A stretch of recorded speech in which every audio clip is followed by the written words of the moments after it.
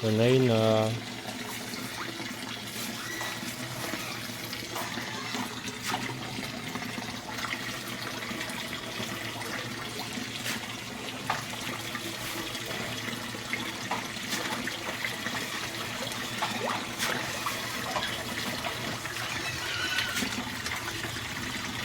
Dami mga kabokals oh.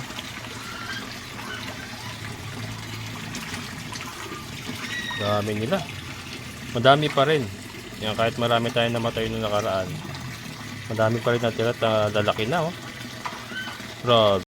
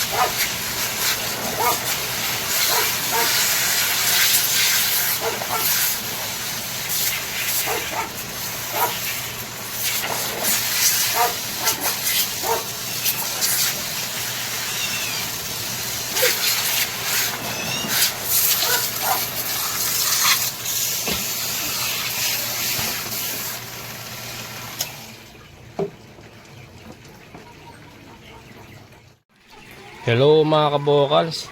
Pinower spray natin itong isang kulungan natin. Nilipat natin dun yung malalaki. Ayun. Ito po yung mga nakakulong dati dyan. Yung ating mga naunang mga papisa. Ayan. Yung sila. Kasi meron na tayong namisa mga kabokals. Ito.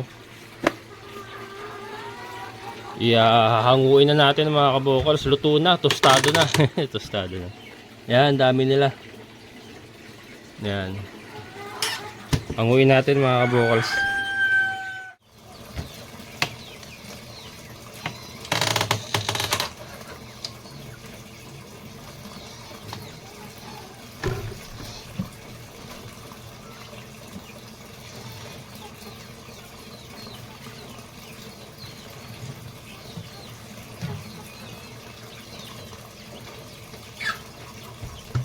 Mga kabokals.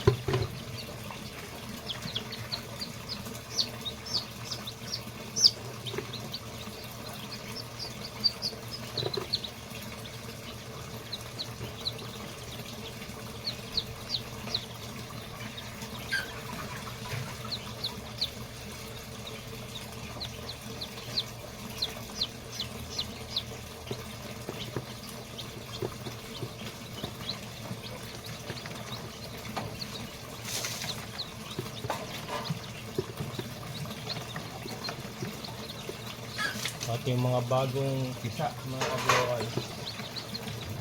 Lang kaya.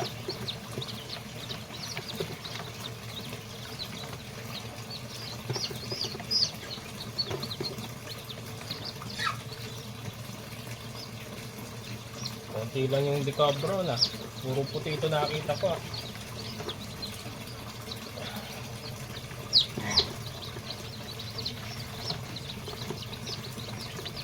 Puro puti, puro white leghorn, Rhode Island ang ano. Ang napisa. Konti lang yung ating balikin na. Mukhang thunders na talaga yung ating mga decabro na.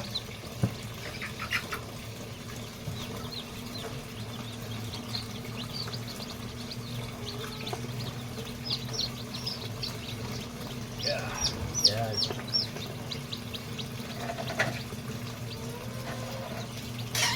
Ayun na natin. Sayang ang kuryente.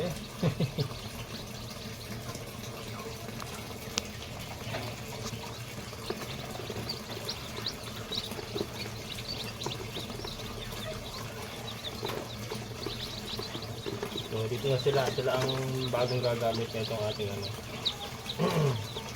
Ating brooder. Ito kasi yung malapit sa saksakan kaya nilipat ko yung mga malalaki para hindi na ako gagawa ng panibagong saksakan dun. So yung electrical outlet andito sa tabi niya. Yan mga kabukal. Ayan sila. Yung ating inumin, asukal. Asukal yan mga kabukals. Ito. Asukal na pula.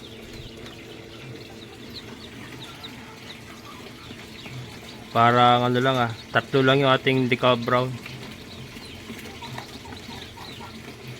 Yan. So yan mga bago nating papisa mga kabukals. At tuloy-tuloy lang po tayo. Kaya lang kailangan natin i-improve siguro yung ano. Kailangan nating ayan mga kabukals, safety yan. Kahit nakasakarton na silang ganyan, dito sila.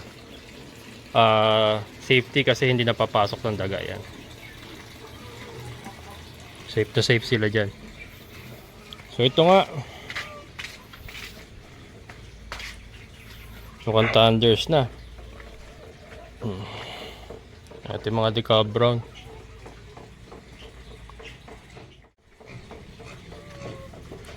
Nangingitlog na uli. Ito ang dami itlog na naman dito sa gilid oh. Ayan, nagkalat ang itlog. Ang dami oh. Ayan, mga itlog nila. Pero wala rooster yan, naka-layer lang yung mga kabukals. Ayun, binabaon nila sa lupa yung itlog eh. Kaya hinahalukay ko pa, tinatandaan ko lang sa sila na yung itlog. And then hinahalukay ko. Ito. Sila to, 1, 2, 3, 4, 5, 6, 7, 8, 8. Hindi pa nga sila maibalik sa battery cage. Hindi pa sila mailagay sa battery cage. Kaya nandito pa sila hanggang ngayon mga kabukals. Kasi tinitimpla ko. Baka hindi kayaanin ng ating aquaponic system. Baka hindi kayaanin.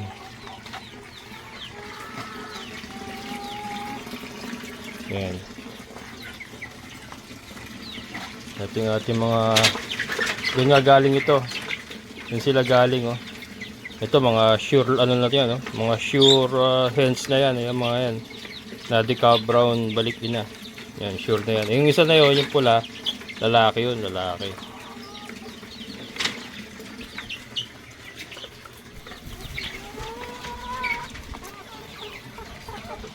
Yan. Ito yung ating mas malalaki, yung mga nauna.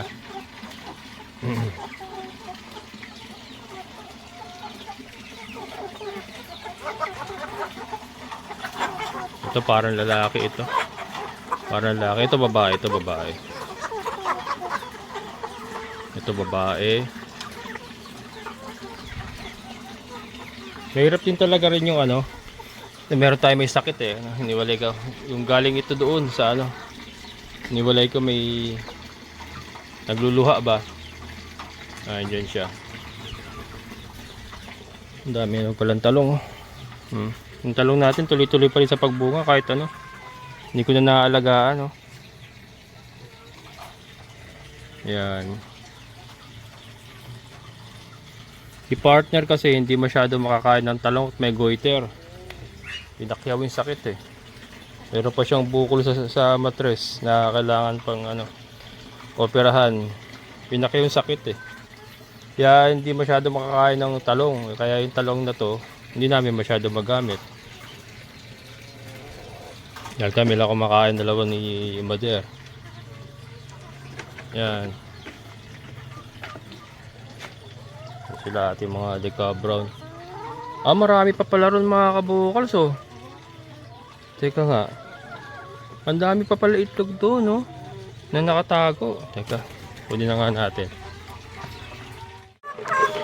Yan mga kabukals, pinakain ko muna. Magkakagulo kasi yan, eh. Sasabay sa pagkuha natin ng itlog.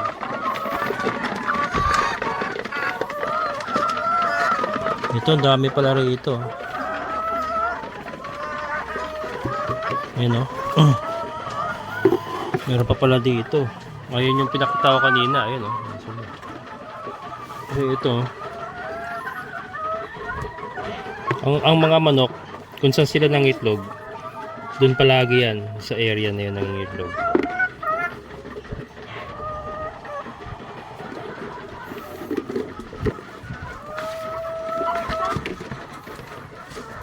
Yan.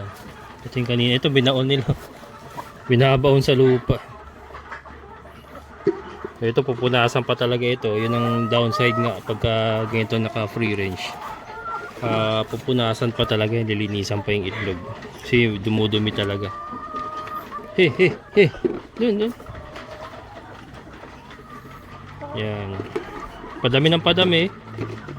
Padami ng padami kasi nag-umpisa lang tayo sa 2, 3, tapos naging 6, 7, 8. Ngayon ilan to? 2, 4, 6, 8, 10, 12. 12 ito mga kabukal. So parami ng parami yung itlog natin dito sa ating free range area. Yan. So, ganyan lang muna mga kabukals. Standby lang muna natin yung paglalagay natin sa kanila sa battery cage. Parang alanganin ako, baka hindi kayanin. Sayang kasing aquaponics natin. Maganda na kasi pagka sumobra tayo sa ammonia, masisira din yung ating aquaponics. At saka yung mga hito. Yung ating mga palahi kasi parami din ng parami. So eventually mapupuno ito na may mapupuno. Ayan. Ito iniipon ko, nilalagay ko sa chiller. Tapos iaalo ko dyan sa bakery dyan. May bakery dyan. Iaalo ko sa bakery pagka marami na tayong naipon sa chiller. Yan, oh. Hindi kasi kalaunan yan, mapupuno rin yan ng ating mga palahi, yung ating battery cage na yan.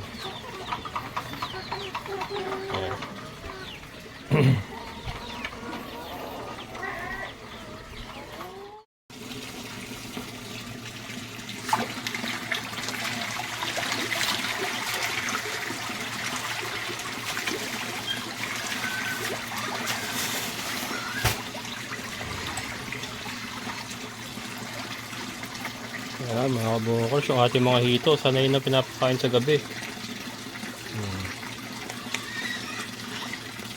Sanay na.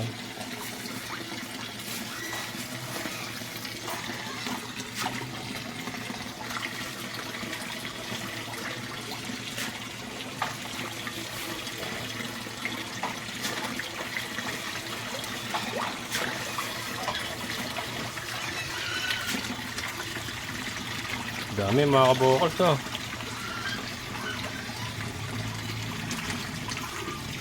Dami nila.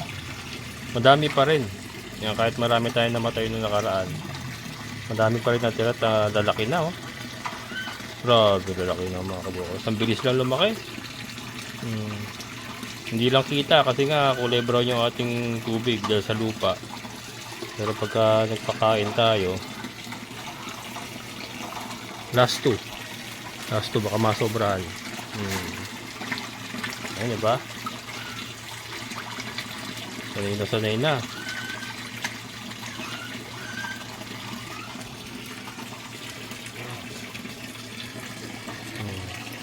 Malaki na mga kabukals, oh. Oh, may shooter tayo, oh. Kitang-kita, oh. Shooter, oh. Ano ba yun? Ayun, oh. Shooter, oh. Oh. Shooter yan. Yung malaki na yan. Kitang-kita, oh.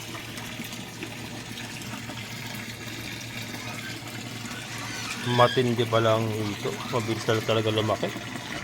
Saka antibay nga talaga.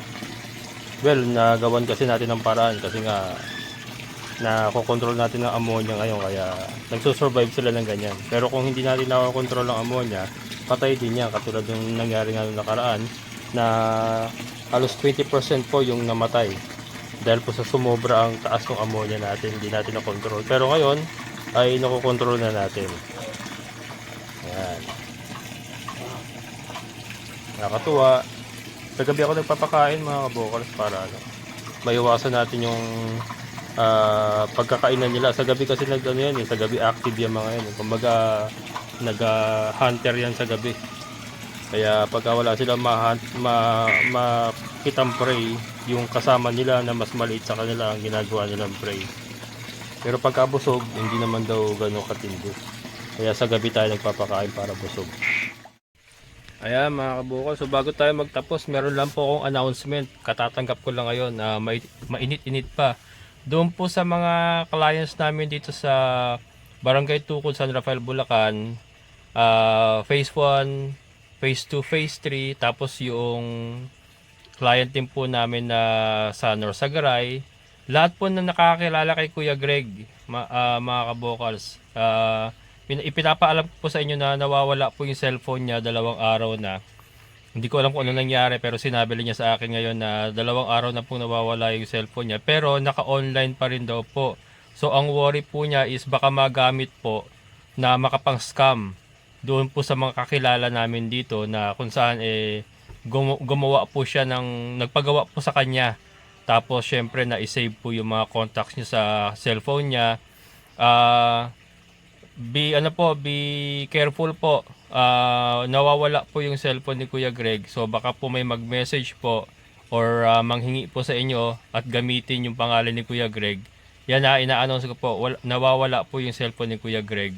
At hindi po siya yon. Kung siya man po ay manghihingi sa inyo, hindi po siya yon. Hindi po gawain ni Kuya Greg yon. So yun lang po.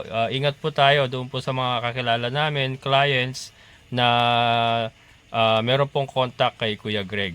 Ayan. So hanggang dito na lang mga kabukals at pack up na muna tayo at bukas uli. Ayan, maraming salamat sa lahat ng mga solid kabukals. Maraming salamat. Siyempre sa ating kaibigan po ni Sir Boyat. Sir, thank you so much. So muli ito ang inyong kabukals farmer. Nagsasabing sabay-sabay tayong mangarap, magsikap at kumilos. Siguradong ulad ang ating amazing na buhay. Bye-bye!